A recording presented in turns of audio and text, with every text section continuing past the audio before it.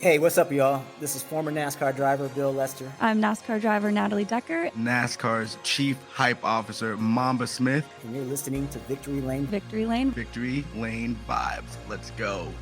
Welcome to another episode of Victory Lane Vibes. We are your hostesses with the mostesses. It's Jared, it's Art, it's Bonte. He's back.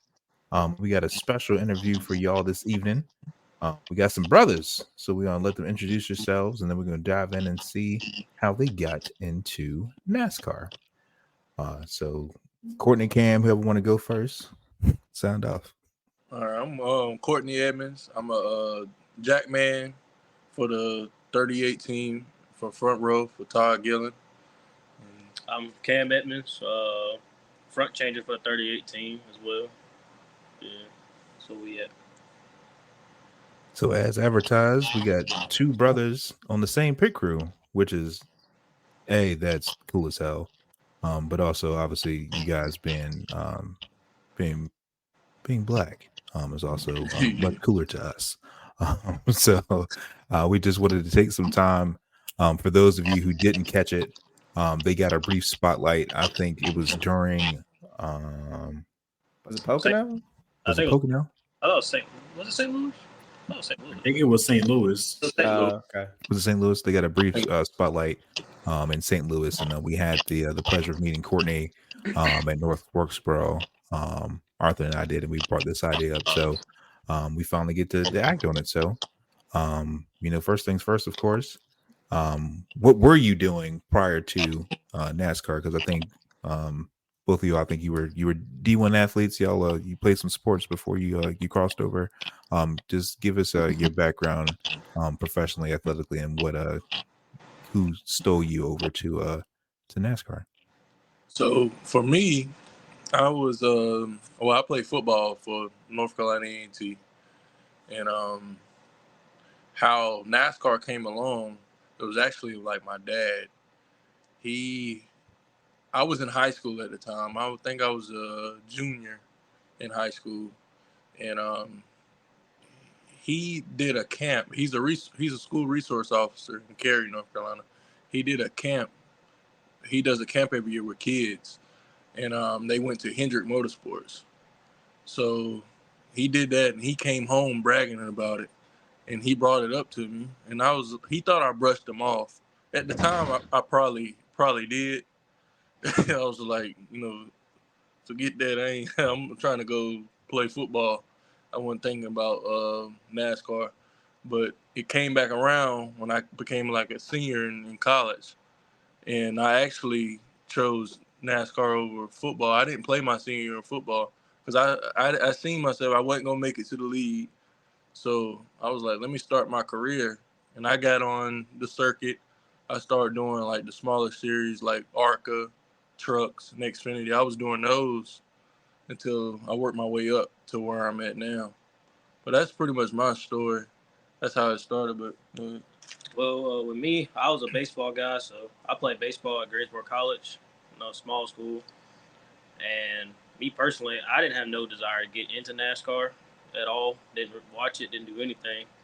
So just watching him do it, watching the races, kind of learned a little bit about it and the rules, different drivers, this and that. And because I was either going to go baseball or I was thinking about being like a veterinarian or like a lawyer type stuff. But so like in my freshman year, biology was not for me. I was like, yeah, well, that's cut out. So it got down to the point where that sophomore, junior year, I'm like, all right, well, I got to figure out what I want to do with my life, this and that. And then he just came up one day and he asked me, he was like, this is something you would want to do? And I was like, well, I ain't got nothing else, so I might as well. And so I took an internship at Rev Racing. I was there for 3 months, just learning just the basic stuff about different hoses, how to hook them up, all like 5-lug stuff.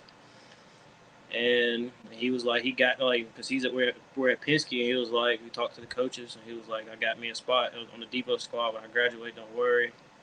And then I graduated, and I just hopped right into it. Yep. And back at Rev Racing, I don't know if y'all heard of the it was called a D4D program. Coach Horton runs that, so that's who he came under. So I didn't get to go under Coach Horton. I kind of made my own way through, but he's good with like people of color trying to get into the sport. Yeah, especially with newer guys. So when it comes to the pit crews, have you seen a lot of change in terms of like diversity or the environment since you guys started till now, or has it always been like that? Well, yeah, I've seen a change because I've been in it for 7 years. So I started in 2018, a little before 2018, like the end of 2017. I got into the sport, and I go to the track. I don't know if it was because I was doing like the smaller series, like the ARCA truck and all that. It wasn't a lot of us out there, and it kind of changed after 2020 when all that stuff went down, and now you seeing a lot of us in the sport. They see they want a lot of athletes, so we're probably the most athletic, so they ain't picking us up. But yeah, I seen a change, seen a big change. Where when I first started, it wasn't a lot of us out there. Now, you look down pit road, we're packed. Hunter, you got one? Yeah, I do. So during your time with NASCAR, what was your biggest accomplishments to be a part of the sport? For me, I won 2 truck races, and Yes, sir. that was a big deal. I won an ARCA race, so I have 3 wins, and it's hard in racing to get a win in any series. So that was the big accomplishment for me. I'm chasing this cup win. That's difficult, but I want my first cup win, and maybe one day win a championship. That's the ultimate goal. But that's my biggest compliment in NASCAR. I don't know what he got because he. Well, I got a compliment. My biggest accomplishment is just getting on a car in a matter of months, because that was my whole goal. Because I got in last year in like the end of mid-June, I would say, and I kept telling him, I was like, my goal is to get on the car. And, well, he was like, well, he basically told me he didn't say it was impossible, but like it's very unlikely for me to get on it in like a couple months. But I just kept working, got better, and certain things happened where my opportunity came, and that's how, and it all worked out. So that's my biggest achievement, I would say. So I only been in it for a year, so I ain't got much, but I think that's mine. Nah, I mean, y'all are at the highest level, right? Like it doesn't get any bigger, so that's definitely an accomplishment. You talked about, you're getting better and you're just working at it. What are some of the things you guys do to improve? Like, obviously you're athletes, so I'm sure you stay in the gym, right? Like you're lifting weights and all that. But from the pitting side of it, like what do you guys do to practice and prepare? Well, other than practice, mainly for me, I get better by individual work. Just me and sometimes one or two of my teammates, we just sitting down, pulling tires, just working on little things. Cause like when you get to a certain point where it just comes down to the slightest of movements and the slightest of things to where you can gain extra split seconds. And so me personally, it's just repping out individual stuff, trying new things and trying to figure out what works for me, because everybody does it differently. But like, and also me, I'm real big in mental reps. So I watch everybody. And then, like, because everybody does something good, so, but everybody's different. Everybody can't do the same thing. So, like me, like, you just watch people, and then, like, you'll pick it up, and then you'll try it, but at the end of the day, you still got to make it your own. So, like, I may pick up something, okay, I'm going to try it, but still make it my identity. That's how I get better. And for me, for jacking, we're the pace setters for a pit stop. So you see a lot of fast pit stops is because they got a fast jack band. So me, I work on my run around, getting to the right side of the car to the left side of the car, quick as I can. Because also we have to put a tire on. That's a big step too. But jack man, like reading the car, because we got to peg it and jack it. You want to peg the car before it stops to get the car up quick as you can, then get around. So I'm constantly working on that, drilling that out, having them bring the car in and let me work on catching the car and my running rounds, getting to the left side so I can get the left rear on. So Jackman is the pace setter. That's why you gotta stay up, because they bringing in all these young guys like him. They 22 years old. They fast. And I'm 28 now, so I get in my probably 33, 34 range. They're gonna be trying to replace me. Well, It sounds like the NFL. Yeah, it's real competitive now with this one lug. See, in 5 lug, we went from a 5 lug tire to a 1 lug tire. 5 lugs, you had a little time. You didn't have to be as quick. Where stops back then was like fastest you see is probably 11 seconds, 12 seconds. And sometimes you get 13. Now they want you doing stops under 9 seconds or 8 seconds. That's a big difference. Well, the stretch is because with the 1 lug, time is based on him. On the 5 is based on the changers. Yeah, that's the difference now. Yeah. So when I got to the sport, did y'all ever watch classic old school NASCAR races? Yeah, me, no, I'm not good. I'm not good with the bad graphics. But I mean, I'll watch some good fighting going on pit road.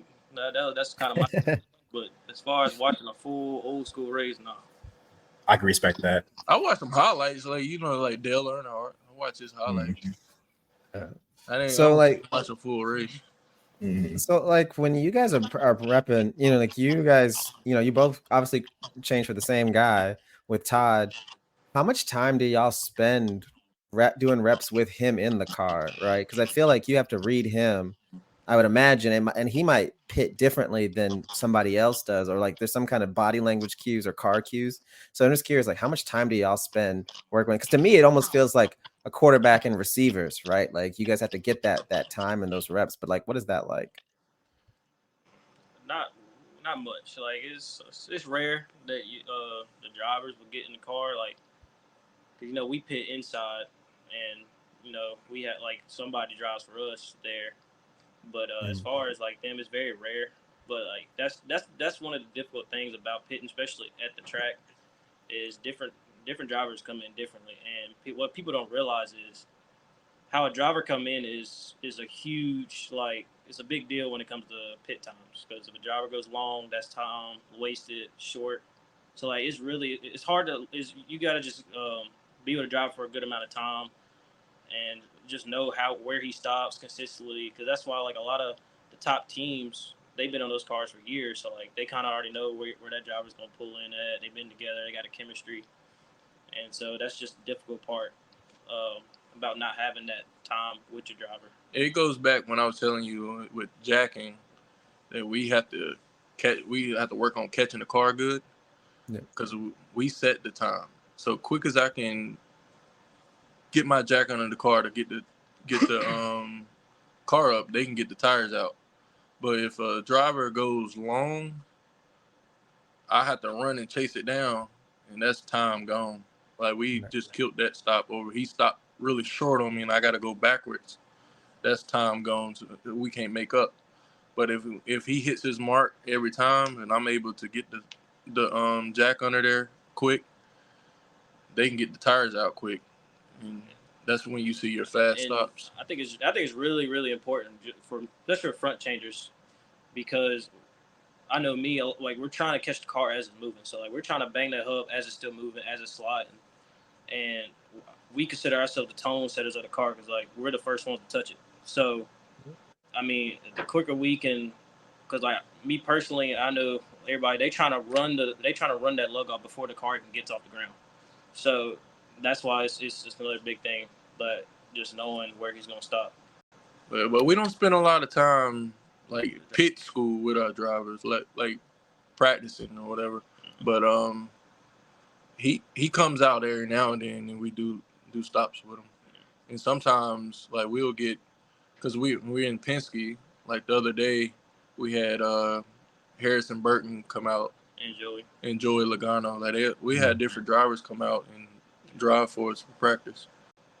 Is there any driver that you guys have worked with in a race that you're they're the best at nailing the positioning on a stop? Or is there anyone that you're like, I'm glad I've got him. He's going to take care of me. He's not going to go long or short in the box. Me personally, Joey is a bad dude. I'm gonna just say it like that. Joey can drive. Joey can drive. That's all I'm gonna say. Joey's nice. Joey's nice with it. He gonna hit his mark every time. Yeah, I have to agree with that. He's pretty money on it. It don't matter how fast he brings that car in. Like, I remember one time we ended practice, so like he just still going.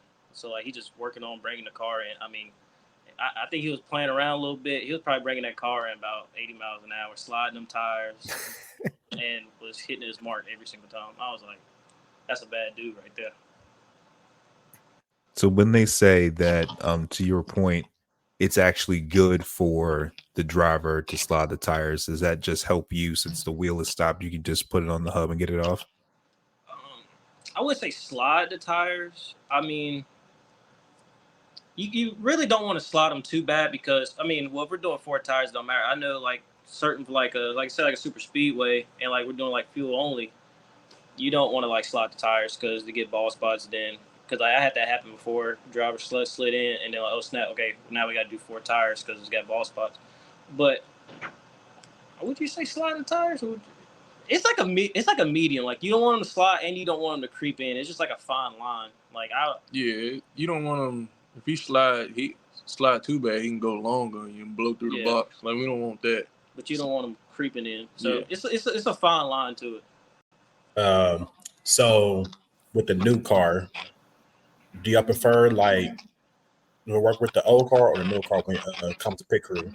So he never worked with the old car. I did 3 months with it. Let me tell you. Just doing 3 months with it, I love the one look better. I would say that. He was on the practice hub. He wasn't doing like real races with the old car. But that's what I like about the one lug is the tires are lighter for sure. It's easier to pick tires up. But the 5 lug, I think it was. I like it because it was a sport to it. Like when the changers hitting 5 on, they can sometimes hit 20 because they missing. And one lug, it seemed like it's just easy now. So I like the 5 lug days.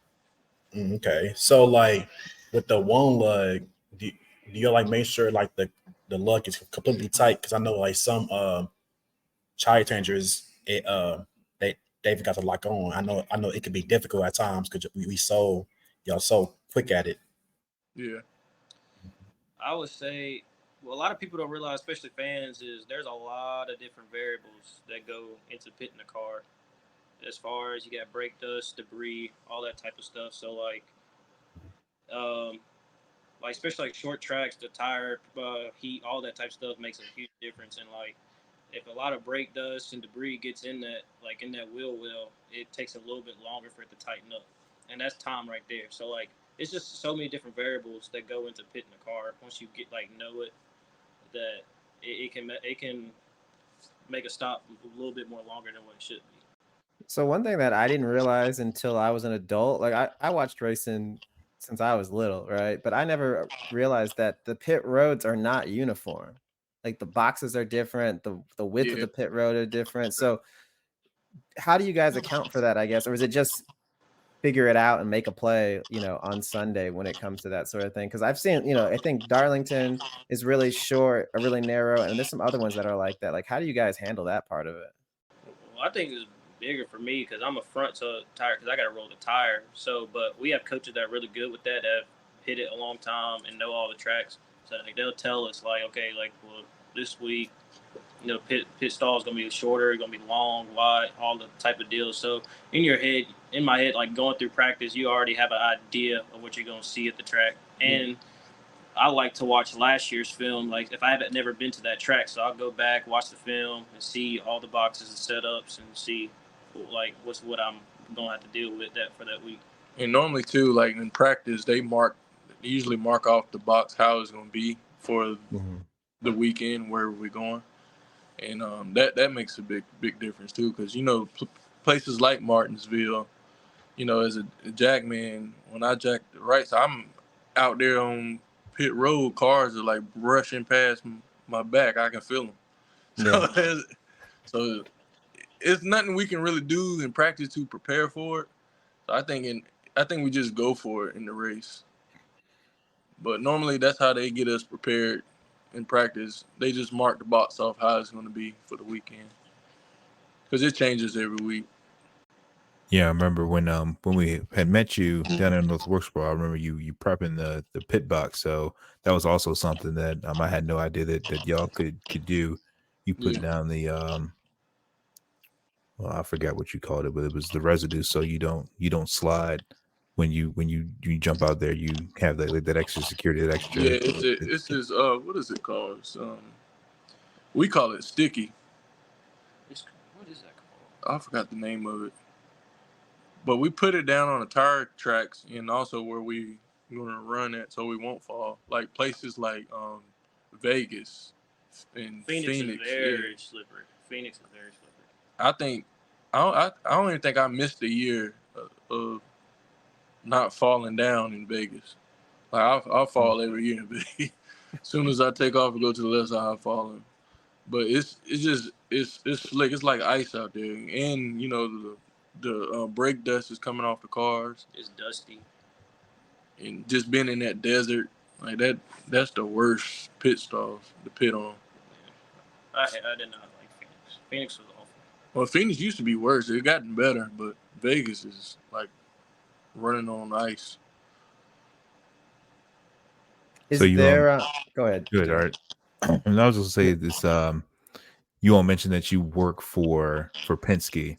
So I'm guessing like, would y'all get like, say if y'all are top notch, and you know you're performing better than the actual Penske cars, is there's a chance that they would move y'all up to the big four, the big three, like to one of the other pit crews for Penske? Right now is we waiting on is a sitting. We just sitting right now, just waiting and waiting for opportunity. Everything is about timing. Like when the timing's right, you'll get the call. You just got to be ready for it. Cause you never know. People get hurt. Somebody retires. And Penske it's a good place to be. So I guess my like last question I have is just, like even just in this 20 minutes, like I've gotten a lot of insights into pitting, and I've been a lifelong fan. Like I never thought about like, slipping on the dust or whatever even. But like, is there anything I guess that fans should look for or that you want fans to know about pitting? Because, I think, people are now getting more awareness. Like, you guys are getting time on air, other teams are getting time on air. And the appreciation for the athleticism is growing. But is there anything that people should know about the skill of pitting or, something they should be on the lookout for when they watch it on TV? What would you say? I don't know, for real. Man, I could say this because I've been just because if the driver is doing bad on the track don't mean we had something to do with that. Like we get bashed so bad, and they were like, "Oh, y'all need to change." Because I was on a 21 car for 2 years, and well, at the time when they made the switch, when I had met y'all at Wilkesboro, that's when I had moved to the 38. And I was on the 21 with Harrison Burton. But at the time, the 38 was doing good and they was running good. And they had a lot of rookies on the pit crew. So they needed some consistency. So they swapped us and I went to the 38. Well, I seen on like, what is that, Twitter or whatever like that? Yeah. Like, it took you 2 years to figure out the Jackman was the problem. Well, oh my God. Come on, man. Yeah. So, well, also, I would say, big thing I would say is don't believe what you see on TV as far as time. I feel like sometimes their systems be a little off. But, like, it'd be sometimes where different strategies for different teams are different at that time of the pit stop. So, like, if you lose a couple spots, maybe, this team took 2 tires and we took 4 or fuel only, stuff like that. It's not that we messed up. It's just what we had to do takes a little bit longer. You know, like little stuff like that, I would say. And it just got to think about the different variables. Different tracks are different. Every track is gonna have different variables too. Not every track is the same. And it comes down legit to the minute details when it comes to pitting a race car. All right, y'all heard it here first, y'all. Don't fuss them out. Blame the car. I feel like if we mess up, when we mess up bad, they go show it on TV. I feel like Yeah. They always do. Show it. So you're saying point it all to the crew chief, right? It's his fault. No. So don't let me get y'all in trouble. We mess up a lot. Yeah, we do mess up. We mess up a lot, but it's controlled chaos. So we gonna make a mistake. You trying to tell a human you need something done under 8 seconds and fast. Yeah, you know, somebody run out in front of the car. Yeah, somebody gonna make a mistake. 4 tires, full of fuel. Don't lose a spot. So you gotta be on. You gotta think like we're going full speed. Can't lose a nut. Can't have a loose wheel. You gotta do all that. I would say under 9 seconds. So like it's a hard job to do, and it can be stressful at times. I would say that. Cool. So for those who may not know you as well as we do now, where can they find you on social media? Where can they support? How can they can learn more about you? You can follow me on Instagram at Court _Edmonds. Double underscore, bro. Mine ain't double. Yours ain't double? Oh, double. Look the same. Mine's double. Tell you. Oh, mine's Cam double _Edmonds. That's mine. So just to remind you guys, this is Courtney and Cam Edmonds pitting the 38 for Todd Gilliland. We appreciate y'all coming by, stopping by. Good luck at the Lady in Black this weekend. We'll be sure to shout y'all out and point y'all out on all of our socials. And hopefully we get to see you at the track soon. We get a photo op, give you a t-shirt or something for being on the show. So thank y'all for taking the time on this Friday evening for this interview. I appreciate y'all for having us. Yeah. Absolutely. Yeah, we wanted to make sure that y'all got Instagram or anything? We do. So we are on Instagram with Victor Lane Vibes. I think it's Victor Lane Vibes. What's our Instagram, Art? Do you know? Yeah, it's Victory Lane Vibes Podcast. I follow both of you guys. So when we put the episode out, we'll tag you both so everybody can know how to get to this episode. And look, now you're gonna get at least a few extra eyes on the 38 pit stops now. So you guys gotta come correct for the rest of the season, okay? Like, hey, y'all be watching this weekend though. We're going for it. We got to get it in the playoffs. Yes, sir. I was gonna say, like, we're gonna have some people tune in now. They got the binoculars out there in the stands. They're gonna be looking right at y'all now. So we're ready for it, man. All right, y'all. Appreciate y'all for taking the time, and we'll see y'all soon. All right, man. Yeah, guys. Appreciate y'all. See you. See you.